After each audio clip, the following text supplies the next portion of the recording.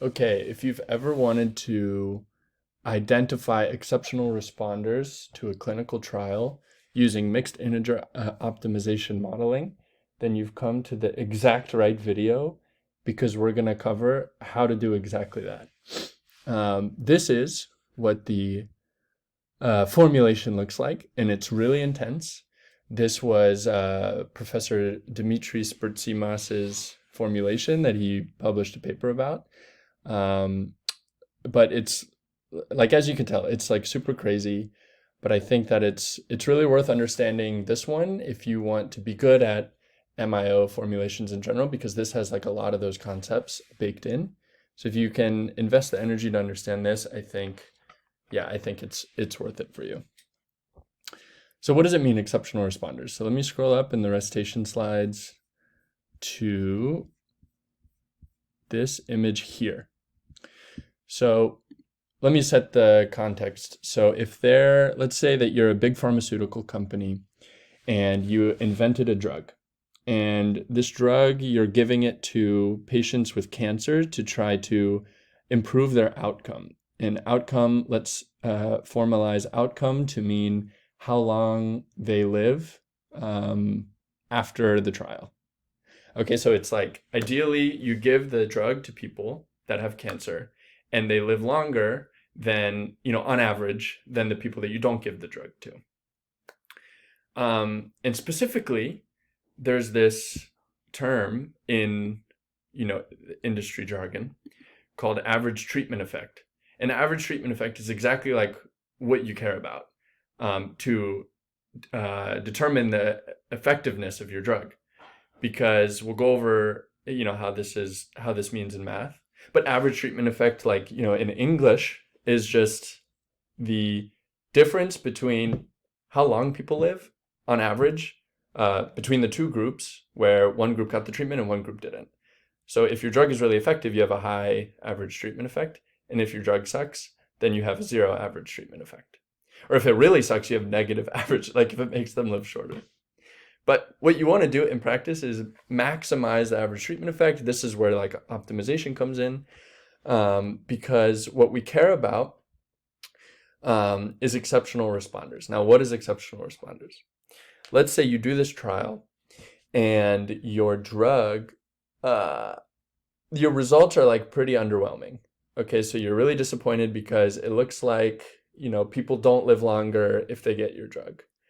But maybe hidden somewhere in your results, there's a certain subset of the patients that you tested. And and that subset, maybe they responded really, really well to the drug. So for example, let's say of all the patients that you did your trial on, like on average, your drug isn't effective. But for females that are that are between the ages of 30 and 40, that have a certain range in BMI, let's say, I don't know, let's say that specific subset of the patients responded really well and they lived like so much longer because of your drug.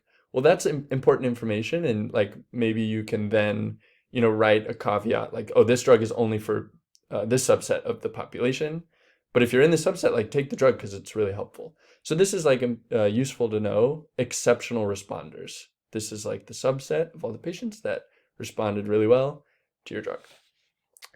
Okay, so now let's get into the math. So that's what this picture is showing. This is an important picture to understand because it has, let's try to understand. So all of the round data points are people that did not get the treatment. And all of the triangular data points are all of the patients that did get the treatment. And you can see that the size of the data point is correlated with the outcome. So if like the triangle or the circle is really big, it means that the patient lived really long after the trial was conducted. And if the data point is really small, then the patient did not live very long. And what you would want to see, with your confirmation bias, whatever, like you want your drug to be good. You want all of the triangles to be really large, and you want all the circles to be, on average, smaller than all of the triangles. And maybe if on average the sizes are the same, like across all the data points, maybe there's a subset if you can draw a little box in this plot. Maybe inside of a certain box, the triangles are on average significantly larger than the circles. That would mean that you've identified your exceptional responders. And what we're going to go through in this video is how Dimitri Spertsimas formulated a mixed integer optimization model to tell you what that subset is. So those are like your decision variables. But we'll get into that into much more detail. Okay, so now that the setting is clear, let's introduce some of the variables we use for the math. So you do your trial on all your patients. We need a way to index all your patients. So we're going to say every patient is indexed by the letter I, and I takes the numbers 1 through n, the integers 1 through n. So that's what this means. I is an element of n in square brackets. N in square brackets is math notation in like set theory, I guess. I never took that class, but I learned it through ChatGPT. N in square brackets means from the integers from 1 until n. And so we're saying like there's n patients that were in this trial, n data points in this plot. Okay, so I is the patient, and then we're going to say that there's two treatment assignments, either Ti equals 1 if you got the treatment, or Ti equals 0 if you did not get the treatment. So Ti equals 0 is the control group. And then we also have all of the data on each patient. So remember I was saying like maybe if your BMI is in a certain range and your age is in a certain range, you respond better to the treatment. All of that data on each patient, like their age and BMI, is in this vector x subscript I, right, indexed by the patient, and it's a vector in Rs, meaning it has S elements, and each of those S elements is a covariate such as age or BMI. And then lastly, we have data on how long each patient I lived after the trial. And so that is represented by the scalar VI.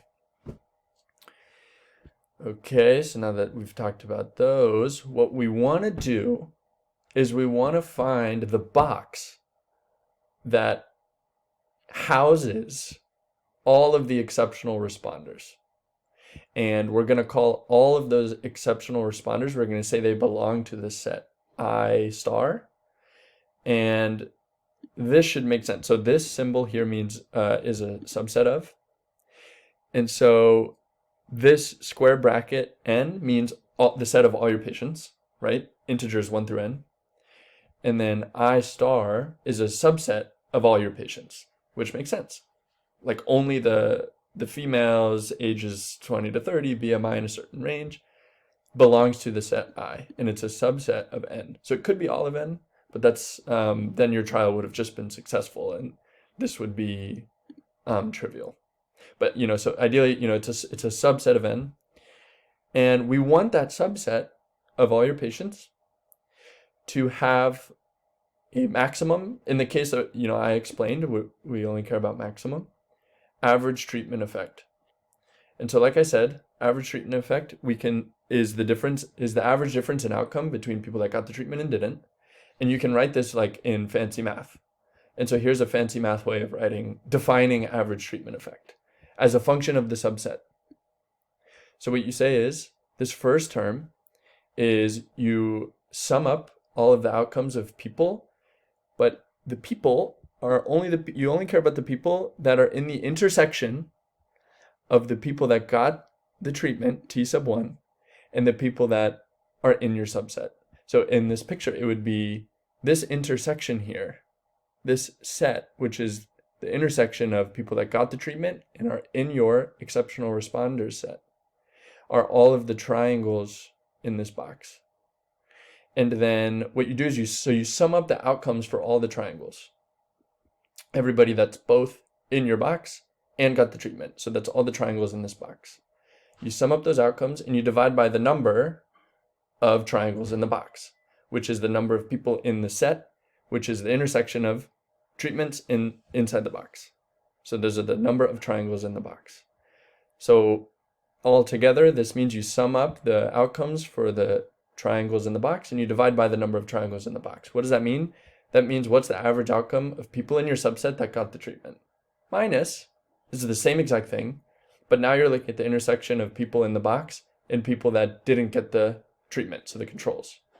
So now you're looking at the circles in the box.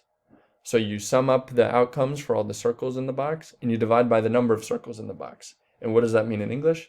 It's the average outcome of people that did not get the treatment in your exceptional responders box, which you're going to define the boundaries of later.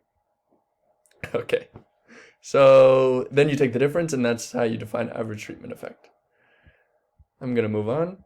So now we define, so this says define using a box with boundaries defined by KS hyperplanes. Okay, so this is good. So your box eventually is going to have, for every feature, so let's look at BMI, you're going to have this, and they call it a hyperplane. In 2 dimensions, this is a line. But as your dimensions grow larger and larger, in 3 dimensions, you would, your axis alignment, your like boundary in 3 dimensions for a given covariate is a plane. And then in more than 3 dimensions, you call it a hyperplane. So I know this looks just like a line, but we're going to call it a hyperplane because that's what it really is. Because normally you have more than just data on age and BMI. You have like, S, where S is like probably more than 3 covariates for each patient. And so, right, so I was saying that your box eventually is just defined by 2 hyperplanes for each, a lower bound hyperplane and an upper bound hyperplane. But, the optimization model needs to consider a finite set of hyperplanes to choose from for the lower and upper bound. So we're going to say that like at every data point, you're going to draw a hyperplane. And so like for BMI specifically, you would draw a hyperplane here, a hyperplane here, a hyperplane here, a hyperplane here, etc. And there are KS hyperplanes. Okay, so this is like a hyperparameter of the model, and you know this value ahead of time. And these are all, you can think of these KS hyperplanes as candidates, like I said, for the lower bound and the upper bound. And okay, so and we do this for each covariate S. So I was saying BMI is one example of that covariate, but you're going to do it for all S of your covariates. And in this example with this 2D plot, you only have 2, so S would equal 2. But really, you have way more than that.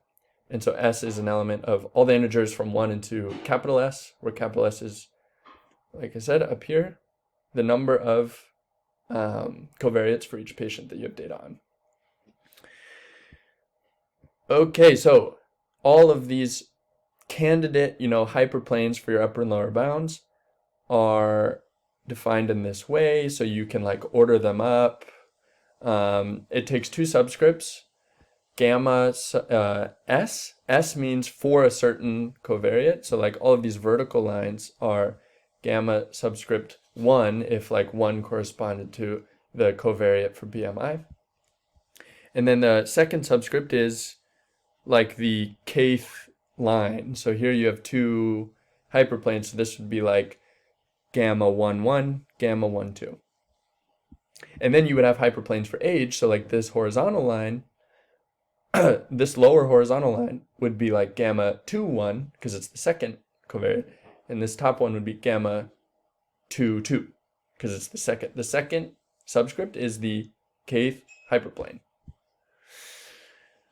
Okay, and then this is important. The very first one is a hyperplane. So gamma S1 is a hyperplane for covariate S that is defined, see how it's equal to this expression? It's defined to be a hyperplane slightly less, so minus gamma, than your lowest data point for all, like that all of your patients had for that covariate. So like up here, your first candidate hyperplane would be a little bit to the left of this patient's BMI. And similarly, your gamma S comma KS, your KS which is, remember KS is just the number of hyperplanes you have. So you can index by KS, which would mean your last rank ordered, so your highest hyperplane for covariate S is defined to be a little bit bigger than your largest data point across all of your patients. So for example, gamma 1 comma KS would be a little bit to the right, would be a vertical line a little bit to the right of this largest data point for BMI in your data set. And this is important, it comes back later, okay? So we want at least, so here's another bullet point. We want at least lower, I'm gonna call this lower N, and at most upper N of each of treatment subjects and control subjects. So in other words, you're going to define as a constraint in your model that you want between, say, like 3 and 10 triangles in your box and 3 and 10 circles in your box. Okay, and this is, again, a modeling choice. You can choose lower N and upper N. We want at most S subscript 0 dimensions to be used for restricting the box. And they say sparsity for interpretability. So what does that mean? That means, like, yeah, maybe you have BMI, age, height, hemoglobin level. I don't know anything about healthcare, so I'm just making stuff up. But say you have a bunch of covariates. You want to limit the number that define your box because you want it to be interpretable. Like earlier when I said that your maybe your exceptional responders are people that are just between the ages of 20 and 30, and people that are and people that have a BMI in a certain range. That's pretty interpretable. But if I kept going on and on and on and on, and I was like, oh, BMI between this, hemoglobin between this, height between this, age, it's like, all right, that's too much going on. It's no longer like really quote unquote interpretable. So you want to be able to like limit the number of dimensions that are used in restricting your box. And that's going to be this variable S0. And these are defined by U. Okay. All right, so let's model this. So our decision variables are going to be L, U, Z, and Q. So what do these mean? So remember when I said that there's a list of candidate hyperplanes to define the lower and upper bound of your box in a certain dimension S? Well, we're going to define a binary variable, LSK, that says for covariate S, is the kth candidate hyperplane chosen to define the lower bound of your box? Well, if it is, then this variable LSK is equal to 1, and if it isn't, then it's equal to 0. Same exact thing for USK, but for the upper bound of your box. And then we're going to say there's a binary variable ZI, which is 1 if patient I is in the box, 0 otherwise. And then we have QS, which is binary again, and it's equal to 1 if the dimension S is used to restrict the box and 0 otherwise. So these will all come in with constraints and all this stuff, and you'll see why we had to define these as our decision variables. So the first thing we need to do is make our objective function, which, if you remember, is we want to maximize the average treatment effect as a function of our box. And we want it to spit out like what are the boundaries of the box. And this is how we wrote it initially in fancy math notation. But now that we've defined all these different variables, how can we rewrite this expression to be your average treatment effect in terms of these variables we've defined? Well, you can write it like this. So the first term is the same. It's the average outcome for subjects in the box that got the treatment. And so this is equal to the sum of the outcomes times whether or not they're in the box. So that's ZI. And we only consider patients that got the treatment. Okay, so for all of the patients I that got the treatment, we add up their outcomes, but only if they're in the box. That's what this times ZI is. And then you divide by the number, you add up all of the variables ZI, where I is a patient that got the treatment. And when you sum up these binary variables, you're only considering the ones for people that got the treatment, and then it's only equal to 1 if they're in the box. So the result of this summation, so this denominator, in English is the number of people in the box that got the treatment. So the numerator is the outcome of all the people in the box that got the treatment divided by the number of people in the box that got the treatment. That's the average outcome of people in the box that got the treatment. Okay, what a mouthful. But anyway, so it's written here in English, and then you subtract the same thing, but for people that are control. And now we have our objective function in terms of variables that we've defined already that we can plug into our solver. But the issue is that this isn't linear, so we need to linearize this objective function. Why is this not linear? Because you have decision variables being multiplied, not multiplied together, because vi is a known value, it's the outcome, but zi is a decision variable, and you're dividing by zi's, so you can't do this is not linear. Okay, so we'll talk about later how to linearize this objective function. But before we do that, let's talk about all of the constraints that we have. So how do we constrain this problem so that the output is what we want? All right, let's look at all of these one at a time. So this is the hardest part of the whole video, in my opinion. So these two constraints are really confusing, but they're needed because it enforces the fact that our binary variables zi is 1 if the subject is in the box and 0 if they're not. So let's look at this first one here. I'm going to rewrite this with my tablet, and then we're going to go through it. Okay, so I've rewritten the constraint here, and I know it's like really intimidating, but what is the most important thing to realize first of all is that this only matters when this big sum term here is equal to 0.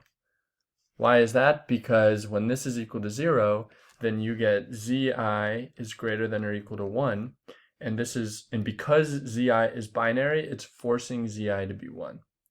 If this was greater than, LSK and USK are binary, so this can only be 0 or bigger. So if this were greater than 0, then you would have zi is greater than or equal to something 0 or less. And we already knew that that's true because zi is constrained to be binary. So this doesn't tell you anything useful about zi. So this is the most important part, is that this has to be equal to 0 for this constraint to even matter at all. So now we can simplify our way of thinking about this constraint by thinking, okay, what are the cases when this big sum term equals 0? So for that, I'm going to draw a schematic and then we'll talk about it. Okay, so I've drawn this schematic that shows your data points plotted. This is a simplification, but just to visualize it, you have your hyperplanes, which is all your gammas, and your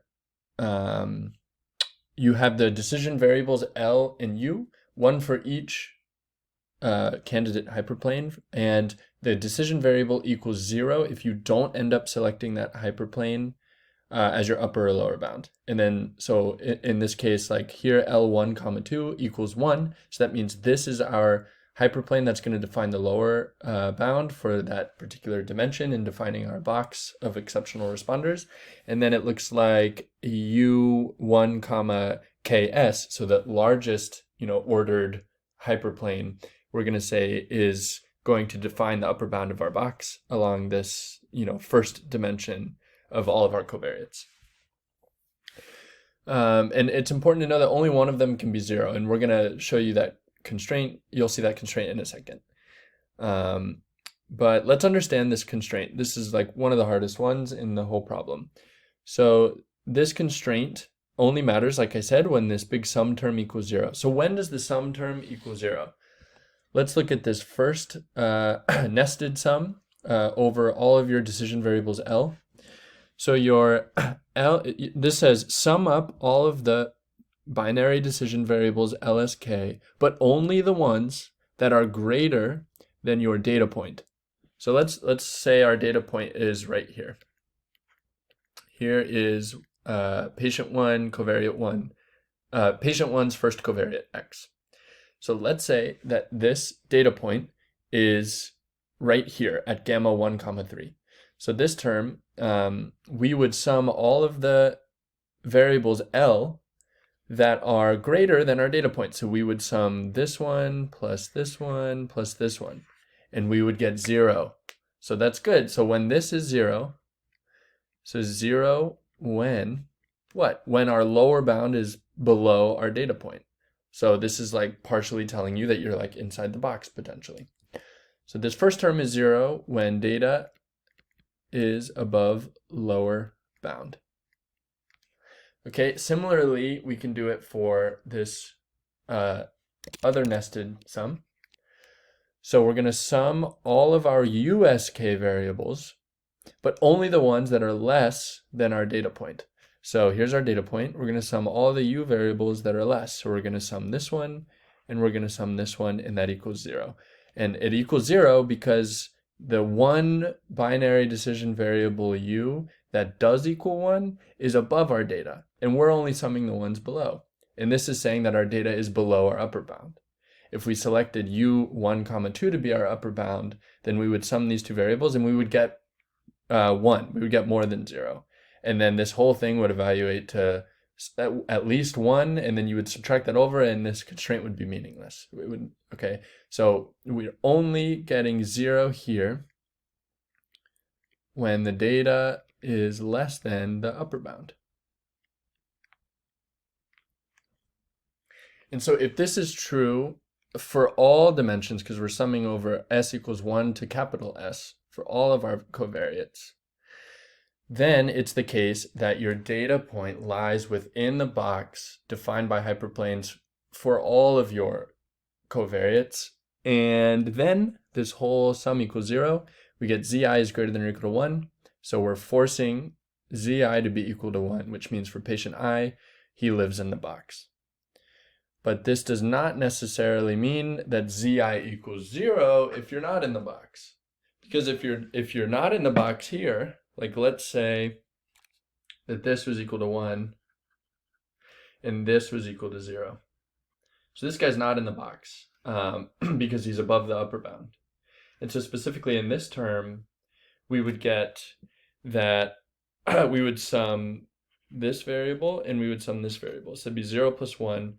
So we would get at least 1 here, and we would say zi is greater than or equal to 0 or less. I mean, depending on the other dimensions, this whole thing could evaluate to more than just 1. But if we get zi is greater than or equal to 0 or greater than or equal to a negative number, this is not enforcing zi to be 0 when he's not in the box. So that's where this other constraint comes in down here. So let's look at these. Let me draw these out, do a picture, and we'll talk through it. All right, so for the second constraint, or set of constraints, it enforces that zi equals 0 if they're outside the box. So there's a ton of these. Like, I know it's written in just 2 lines, but there's one for each s and one for each k. This is like a ton. And whenever I have a constraint that has for each blah, blah, blah, blah, blah, I like to think of it as, okay, let me think for a particular s and for a particular k, I'm looking at this constraint. And it says for all i's where for all i's where x is less than this particular hyperplane. So let's go over here. Oh, actually first. So for a given gamma, which you can think of as just like an LSK or a USK. So let's say for each LSK, like in this plot that we're used to seeing, so for each LSK, and then for a particular covariate like BMI, your data is either going to be below that or above that. So like in this first one, let's say in the case that for, covariate covariate S is equal to BMI, and the LSK is equal to the fourth one, LS4. So for this particular decision variable, our data is either going to be above or below that. I mean, that's just the truth. So since in this case I've written x to be below this decision variable, we're going to use this first equation. Okay, so I've written that first equation, constraint up here.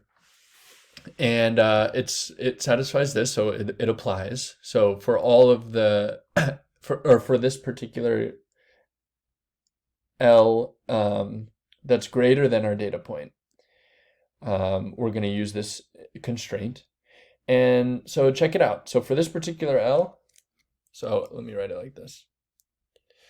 For this particular L, we have zi plus 1, because let's say we've chosen this hyperplane to be our lower bound, is less than or equal to 1. What does that mean? That means that zi is less than or equal to 0. Zi is binary, so we're saying that zi equals 0, which means we're saying that patient I is outside the box, which makes sense because they're below the lower bound. For this one, we would get zi, we're doing this for each k. So for k equals 5, we would get this constraint, zi plus 0 is less than or equal to 1. So zi is less than or equal to 1. That doesn't tell us much, but we've already constrained, because what will happen is in Groby, you'll have this constraint and this constraint. And when you have both, like this one doesn't tell you much about zi, but this one does. So this is the one that forces zi to be 0 because the data is below the lower bound here. So it's a lot to think about. Like this is a lot going on in here, but like I said, just think that you have this constraint for every pair, of covariates. So right now we're just dealing with s equals 1, and for each k, for each hyperplane. So you have a constraint for this hyperplane, a constraint for this hyperplane, and we're only doing this when we're looking at the LSKs that are bigger than your data point. So we have a constraint for each LSK bigger than our data point that takes the form like this. For L14, it takes the form like this for L15. For this one, it doesn't constrain our z at all, but for this one, it does, because we have zi plus this is chosen as our lower bound. And so that's equal to 1, and so then that turns into zi is less than or equal to 0, which forces zi, in the case like I equals 1, to be equal to 0 because he's outside the box because it's below the lower bound. I'm talking in circles, but I think you get the point. You would do the same thing, like, okay, so for the upper bound, let me draw it. Okay, for this one, for the upper bound, like I said before, let's pick an s. So here we're going to say s equals 1 and say that's BMI. You pick a k. So let's look at this one. And for that combination, you have one constraint. So here we have zi plus this k, which is, plus this u14, which in this case is 1, has to be less than or equal to 1. So zi has to be less than or equal to 0, which forces zi to be 0. You would also, like I said, have a constraint for this guy and a constraint for this guy. You would have zi plus 0, in this case less than or equal to 1. That doesn't enforce anything on z, but because this is for each k, only one of them has to enforce zi to be 0, and then you're saying, okay, look, we are outside the box because you're looking at data. Oh, this should be a greater than. You're looking at data that's above all the USKs, and you're saying, hey, look, for any of those USKs below my data, if it equals 1, that means I'm above my upper bound, and so I'm forcing zi to be 0, which means I'm forcing this patient, I'm saying that he's outside the box. Okay, so now that we got those two out of the way, the rest of these constraints are like relatively much more simple. So this is kind of what we've been assuming for a really long time now, but this states it explicitly. You can only have one LSK be equal to 1, and you can only have one USK be equal to 1. That's what these constraints say. This one is, I'd say, medium level, but it's not too bad. So do you remember way up here when we defined, we defined the very first hyperplane to be slightly below the smallest data point in that dimension. So for example, like the lowest hyperplane for BMI would be slightly to the left, a vertical line slightly to the left of this dot here. So would you agree that if I said that the very first hyperplane, if we chose that to be our lower bound, and similarly if we chose the very last hyperplane to be our upper bound, where the very last hyperplane is slightly to the right of your biggest data point, if we chose both of those candidate hyperplanes to be our lower and upper bound, do you agree that that means that we are not using BMI to restrict our box for exceptional responders?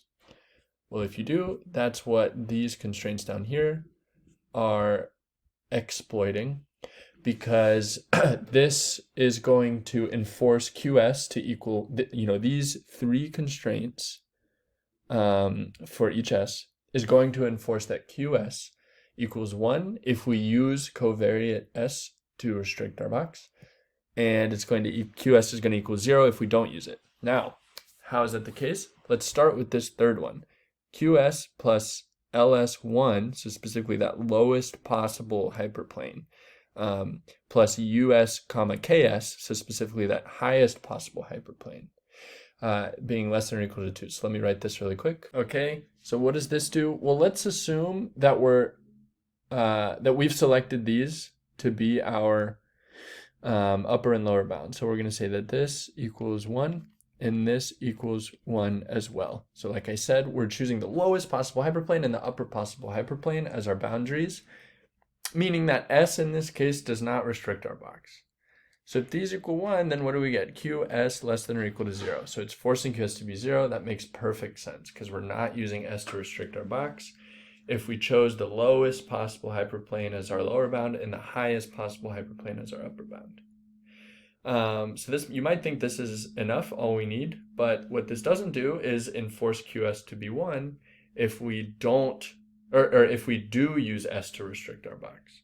And why is that? Because if we don't use S to restrict our box, then either LS1 or USKS or both would be equal to 0. So we would get something like this, and then we would just have QS less than or equal to 2, and that doesn't tell us anything about QS. So we need these other two constraints here in order to enforce that. So let me write those out. We have QS plus LS comma 1, and that is just greater than or equal to 1.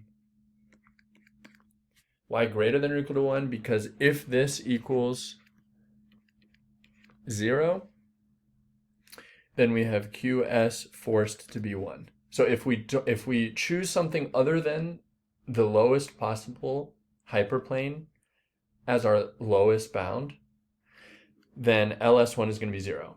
And also, if that's true, then we've chosen some hyperplane that restricts some of our data from the box. And so we're using S to restrict our box, so QS has to be 1. And maybe, LS1 equals 1, so we chose the lowest possible hyperplane for our lower bound, then we would get that this is greater than or equal to 0, which doesn't tell us anything, but that's why we have this other one, QS plus US comma KS has to be greater than or equal to 1 as well. So maybe this doesn't tell us anything, but maybe we chose some hyperplane other than the largest possible one. So the largest possible hyperplane would have a US KS as 0 because we chose something else for our upper bound. And then we would get QS greater than or equal to 1. So now we're forcing it to be 1. So if either we don't choose the lowest possible hyperplane as our lower bound, or we don't choose our highest possible hyperplane as our upper bound, or both, then we're forcing QS to be 1.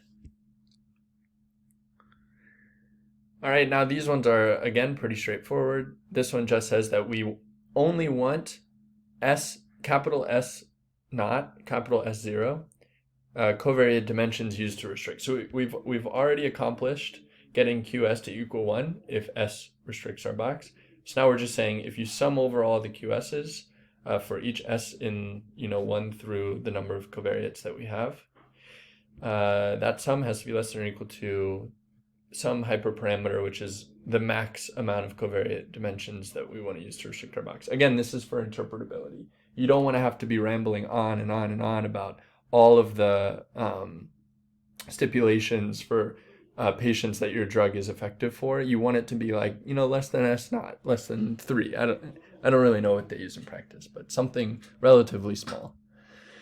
And then remember we said lower n and upper n defines the range of how many people in the box that we want to have, both specifically people in the box that got the treatment and specifically people in the box that didn't get the treatment. And that's what this compound inequality is saying. And then now we get into the fun stuff. So we've written all of our constraints. So we've done this stuff up here. So we've talked about all of these guys.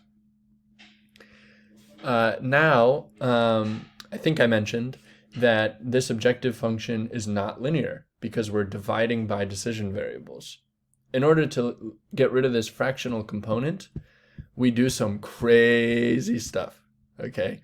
So this is probably my favorite part of the formulation because it's just so creative, and I don't know how Bert Samas did it, but it really is a testament to his passion for modeling mixed integer optimization problems. So we want to get rid of this z divided by z. So what we're going to do is we're going to define these like dummy variables that are binary, and they're called theta, t, j. So let me draw a little picture that'll help us understand what the t's mean, the j's mean, and what the value of theta, t, j means. All right, let me take a shot at explaining this.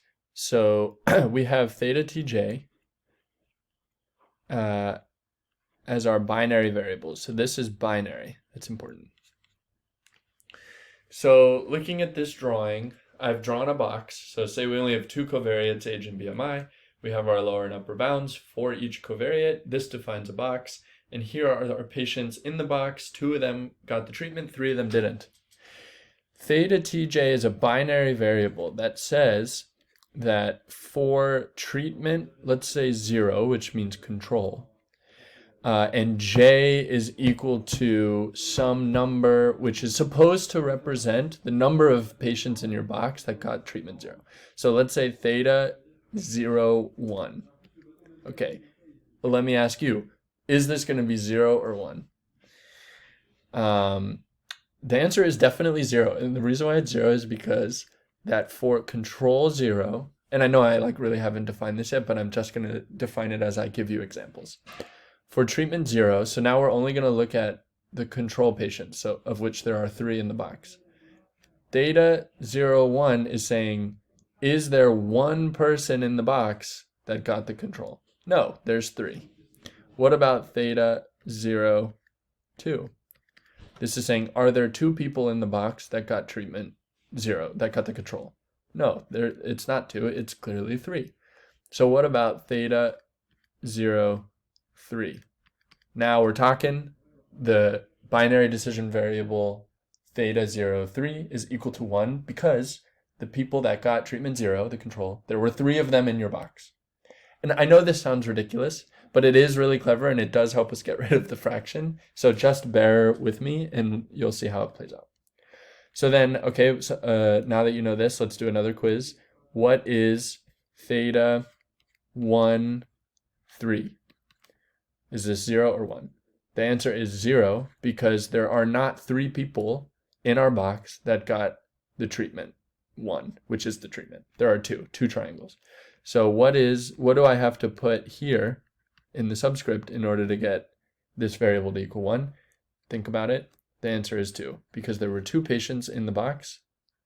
2 patients in the box that got treatment 1, that got the treatment.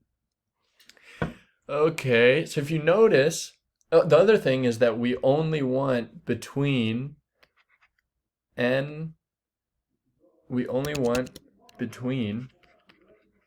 lower n and upper n people in the box that got the treatment, and between lower n and upper n people in the box that didn't get the treatment.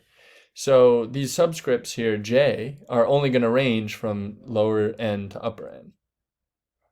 And then you sum over all of them Okay, so yeah, let's look at this. So this expression here, you sum over all the possible amount of people that could be in the box, which is from lower n to upper n. You sum all those theta tj variables, and you should only get one, because like I was trying to show here, so like for t equals 0, like all of these subscripts j are going to be covered, and then only one of them though is going to be equal to 1, and it's the theta tj where j equals the number of people in the box that got treatment 0, which in this case is theta 0, 3. That's the one that equals 1. So like when you sum over j equals 1, 2, 3, 4, 5, you should only get 1. And you do this for both treatments. So why do we do this? Because, let me see if I can get this without having to pause the video and think about it. Let me see if I can do this on the first try. So the reason why this is important is because, okay, I got it. Because if you shove in a 1 over j here, it's like you know that this whole thing sums up to 1. If you shove in a 1 over j, then that's saying that you will get zeros everywhere where j isn't the actual amount of people in the box for treatment t. But for the term in this summation where theta tj equals 1, j is the number of people in that box. So you can do 1 over, so in this case it would be, let me just write it out. This big sum would be theta would be 1 over 1, theta 0, 1, plus 1 over 2, theta 0, 2, plus 1 over 3, theta 0, 3, plus 1 over 4, theta 0, 4. And look, this is equal to 0. This is equal to 0. This is 1. Or sorry, the theta 0, 3 is 1 up here. And so this term stays alive. So this is 1/3. But this guy, theta 0, 4, is 0 because there aren't 4 people that got treatment 0 in the box. So we get 0 plus 0 plus 1/3 plus 0. So we get 1/3. What is 1/3? 1/3 is 1 over the sum of the people that got treatment T in the box. Okay, so it's basically saying that you can replace this denominator here, which is 1 over the number of people in the box that got treatment 1, with 1 over the sum from j lower n to upper n of 1 over j times theta 1j. Because, like I said, you sum from lower end to upper end, and the result is 1 over the number of people in the box with that treatment. That's what this is saying, the number of people in the box with that treatment. Okay, so you basically take this guy.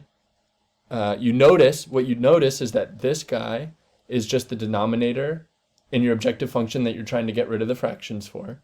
So then you just replace 1 over this denominator with this summation, and now you have this double sum, but at least you're not dividing by any decision variables. Okay, so now what's the problem? Now we don't have any fractions, but we're still not linear because we replace one problem with another problem, because we had fraction where we were dividing by decision variables. Now we're multiplying by decision variables. Zi is a decision variable, and theta tj is this new decision auxiliary variable that we just introduced, and we're multiplying decision variables. You can't do that. But here's the good news, is that there's a very common, so they say, trick for linearizing the product of two binary variables. And that trick I will show you right now. So let's say you have,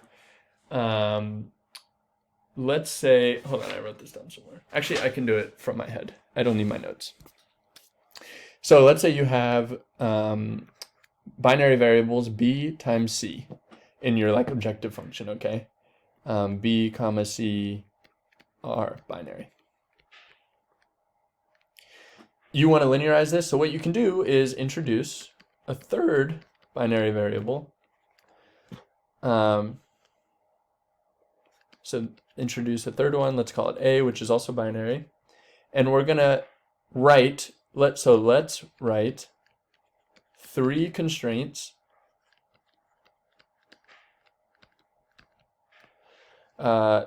which will force A to be equal to B and C.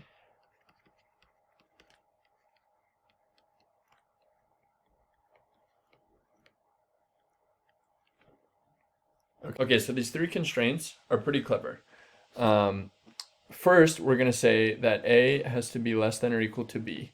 Why? Because if B is equal to 0, then we want A to be 0, right? Because 0 times whatever B is, or sorry, 0 times whatever C is, would force A to be 0. So we want to say A is less than or equal to B. Similarly, for C, we want to say A is less than or equal to C, because if C is equal to 0, then we want to force A to be 0. So right now we have these two constraints that say if either B or C is 0, A is 0. What about the case where both B and C are 1? Then we need to force A to be 1 as well. So we have this like really fancy one. A is greater than or equal to B plus C minus 1. And you're like, how did I get that? I mean, I did not come up with this, but someone did. And you could too if you just thought about it enough. But yeah, I mean, it's really hard. There's no substitute for just thinking really hard about this. But once it's given to you, it's pretty easy to understand. So this is forcing A to be equal to 1 if B and C are both 1. Why? If we plug in 1 for B and C, we get 2 minus 1 is 1, and we're saying A has to be greater than or equal to 1. And as we know, A is binary, so that means A is forced to be 1. So these three things are what we're going to use to linearize this product of zi and theta 1j, and then zi and theta 0j. So that's what all this is saying. We introduce xi comma j, which is just like a in our example here. So it's this additional auxiliary variable that's equal to the product of zi and theta tj. So you can see we replace zi times theta tj here with xij. And then we introduce these constraints where xij is less than the one term in the product, it's less than or equal to the other term in the product, and it's greater than or equal to the sum of the two terms in the product minus 1, just like we covered. And here we go. Here's your final objective function.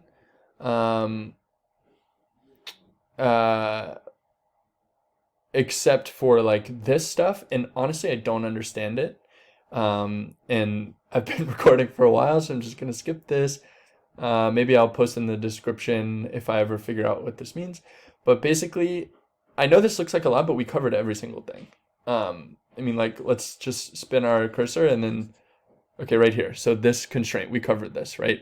It's saying that the number of people for each treatment in the box has to be between lower n and upper n. I could do this again, and like this one. Yep, this is enforcing that zi is equal to 0 if we're outside the box. So like we've covered all these constraints. I know it looks like a lot. You should feel proud that you understand this. And good luck studying.